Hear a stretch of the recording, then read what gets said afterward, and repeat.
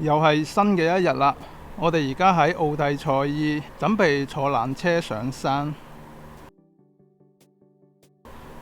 睇下朝頭早嘅奧蒂賽爾。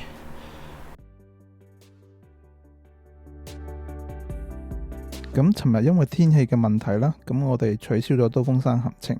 咁今日呢，我哋準備再上刀鋒山嘅。咁上刀鋒山之前呢，我哋會先上休斯高原，影返幾張相先。買完票就排隊上車啦。而家係朝頭早，所以人都唔多。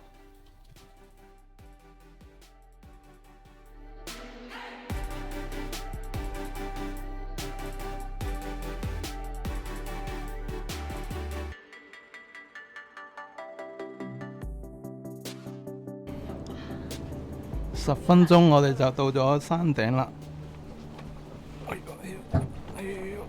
哇！我哋又到咗休斯山頂啦。咦？點解我會講又嘅？係咪好靚呢？哇！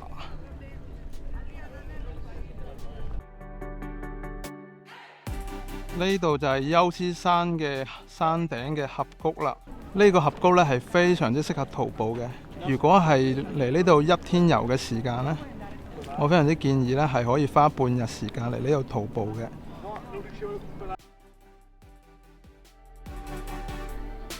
睇下呢度嘅風景，我覺得呢度真係真正嘅世外桃源。喺呢度徒步呢係真係一種享受嚟啊！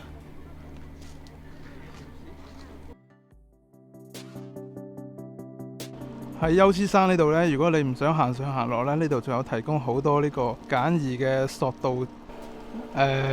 我都唔知點講啊！呢個有呢啲簡易嘅索道椅可以坐嘅，每次就係11歐度啦上落。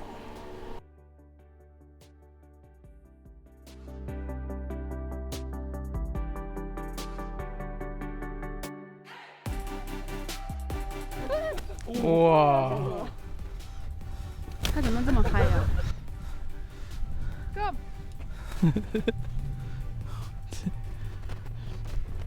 帶一隻狗上嚟要5歐，帶兩隻狗係要10歐啊！嗱，而家喺我哋前面呢一座山呢，形狀比較特殊嘅，就係呢度嘅地標之一啦。但係而家因為我哋係朝頭早啊，太陽就喺佢前面，所以就顯得非常之唔明顯啦。睇到呢個成個景色呢係非常之靚嘅。佢下邊呢度呢係有一間酒店。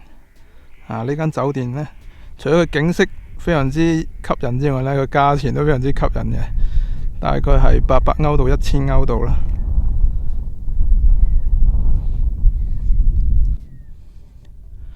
呢度睇到啦，成個山谷呢就好似童話世界咁啊，真係好夢幻，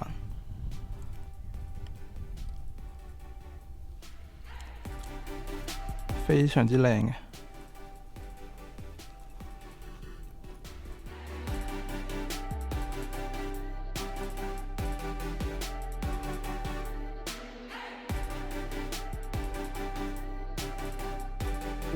嗨，大家好，我们又来到了休斯山啦。休斯山这里真的环境非常好，很舒服，登山步道很干净，然后随处可见的小木屋，还有梦幻山坡，绿化也特别好。然后徒步线路从30分钟到1整天的都有，所以可以根据自己的时间、体能任意选择都可以。徒步路线也非常简单，只要跟着标示走或者跟着人群走就不会出错啦。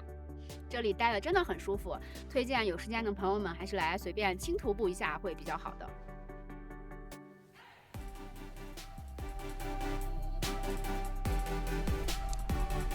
喺休斯山峽谷呢度呢，海拔係有2000米嘅，所以亦都算係高原地帶啦。所以喺呢度徒步嘅朋友呢，記得要注意自己身體啦。如果喺高原上邊有咩不適嘅話呢，就記得及時返回啦。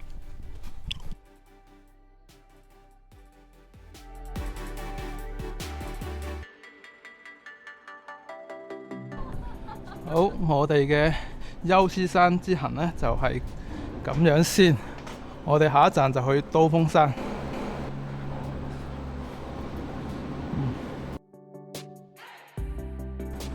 奧蒂賽斯呢度呢，你可以買單程票或者係全日通票。如果你係買全日通票嘅話呢，咁你就可以往返呢個優之山同埋刀鋒山呢，都唔使再買票啦。係啊，遠處呢一座呢，就係刀鋒山啦。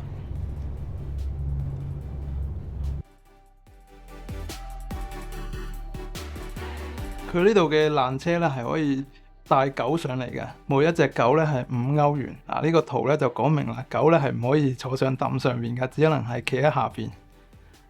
都幾搞笑啊！呢個牌上面就係呢個刀鋒山，下邊呢就係呢個小鎮奧蒂塞斯。可以睇到奧蒂塞斯真係非常之靚，我係非常之中意呢一個小鎮嘅。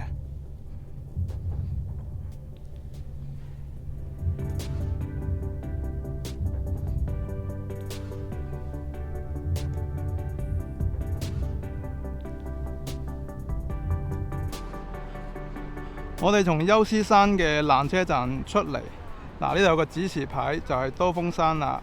Sestida 刀鋒山嘅纜車站呢，就係從呢邊過去啦。佢係要走一段距離嘅，我哋而家就要過去。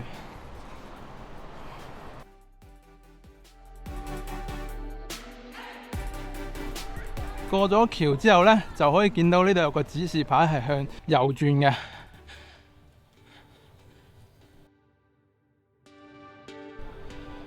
見到啱先向右轉嗰個牌呢，最好唔好向右轉，繼續行前2個路口呢，往右邊呢，就見到呢一個指示牌，就繼續向前行。係非常之容易錯過㗎，千祈就唔好向右轉。向右轉亦都去到，但係呢就會咁遠一啲。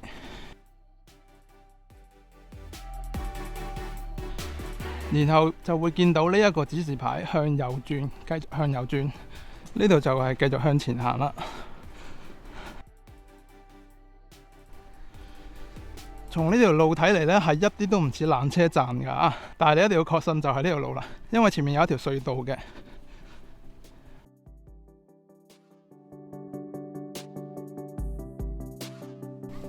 呢度呢，就係前往纜車站嘅隧道啦。行到呢度呢，即係表示你行得啱啦。指示牌呢度有啦 Sestida 由呢度就係隧道，有電梯嘅。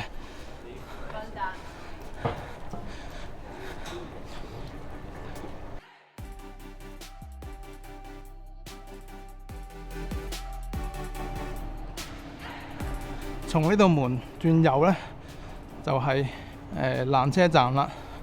By the way， 呢度呢係有洗手間嘅。上到山上面呢，除咗餐廳之外呢，係冇洗手間嘅。呢度就係纜車站啦。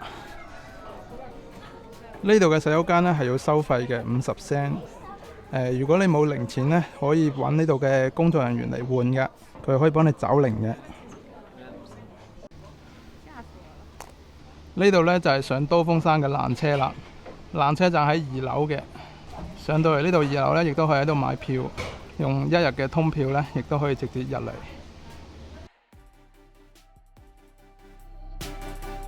呢度嘅纜車最後時間呢係5點半嘅，下午嘅5點半，所以上山呢，就要注意時間啦。如果唔係，你就要行落嚟㗎啦。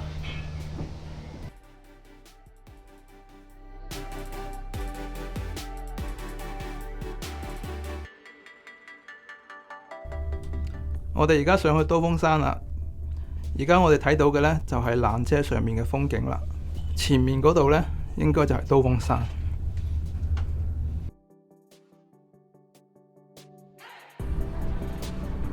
而家我哋喺另外一個纜車站。如果要上去刀鋒山呢，喺呢度呢，就要中轉一下呢個纜車嘅，就係乘坐另外一個纜車。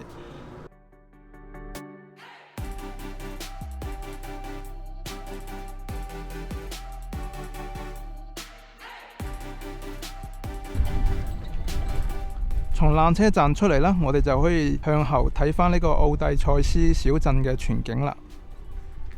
成個山谷嘅地形地貌呢，都可以睇得好清楚啦。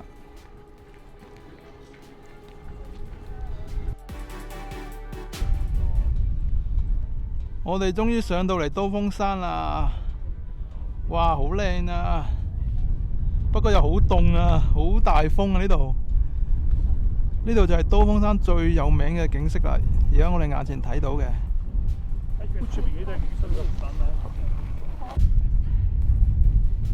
喺雲上邊嘅刀鋒山。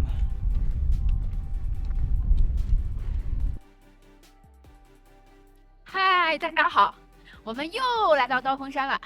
昨天上来的时候几乎没有能见度，啥也看不着。但是今天天气特别好，刀锋山一览无余，实在太漂亮了，风景真的棒。不过上面风很大，大家一定要注意防风保暖，毕竟海拔有2500米，感冒了可不是开玩笑的。你觉得这里漂不漂亮？漂亮，好漂亮！你看。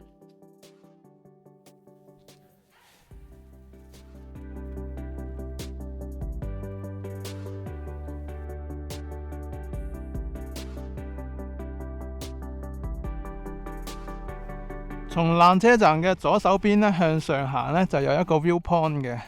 咁我哋就上去上面睇睇，可唔可以拍到靚照啦？就係呢間屋嘅嗰度應該係。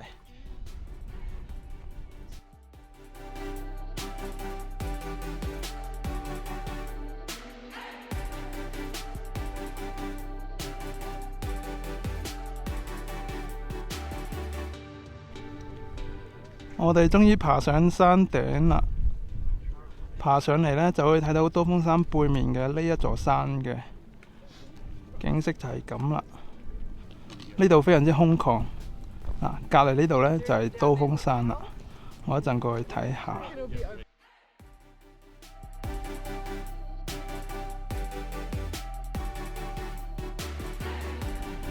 呢度呢，就係刀鋒山嘅觀景台。非常之有名嘅打卡位，從呢度睇落去咧，係咪非常之靚呢？佢可以非常之明顯咁樣突出刀鋒山嘅特點。前面呢一個好窄嘅懸崖呢，就好似一塊刀片咁樣，所以呢度呢，我哋就叫佢做刀鋒山啦。耶！我身后这里就是刀锋山的著名打卡位了，从缆车站走上来大概10分钟。然后呢，这里游客会比较多一点，但是呢，大家排好队拍照也是非常快的，可以看到刀锋山的另一面，风景非常的好。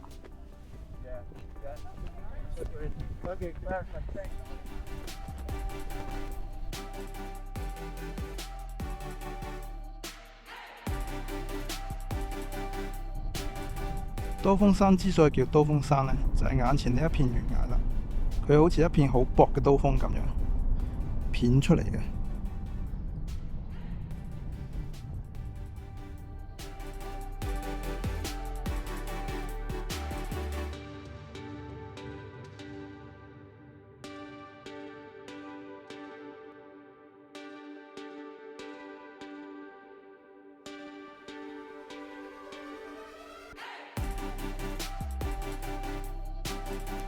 我哋從山上邊嗰個觀景台落咗嚟，前面呢度呢就係刀鋒山啦。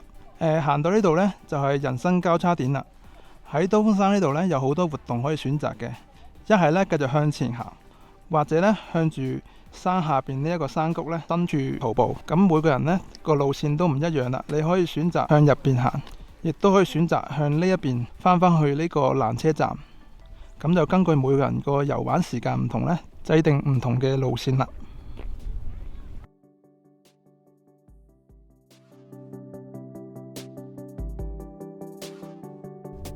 從呢度可以睇到呢，峽谷深處呢，依然都仲有啲村啊、小屋呢喺入邊嘅。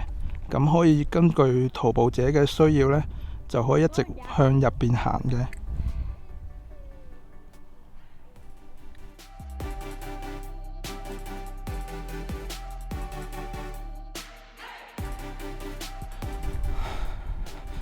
我哋翻返嚟纜車站啦。呢度嘅海拔係2600至2700左右。所以咧，行埋喺斜坡上嚟咯，你見我都扯晒氣啊！唉，好攰啊！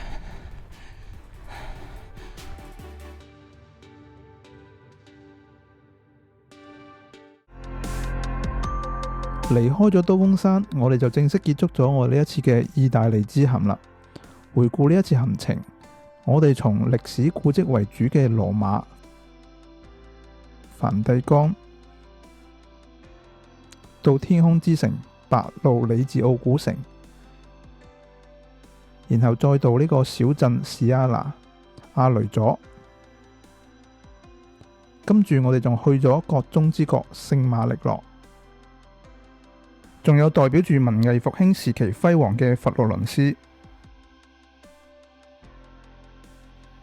再到同呢個伽利略都一樣咁出名嘅比薩斜塔，然後就係人民風光一樣咁正嘅五漁村。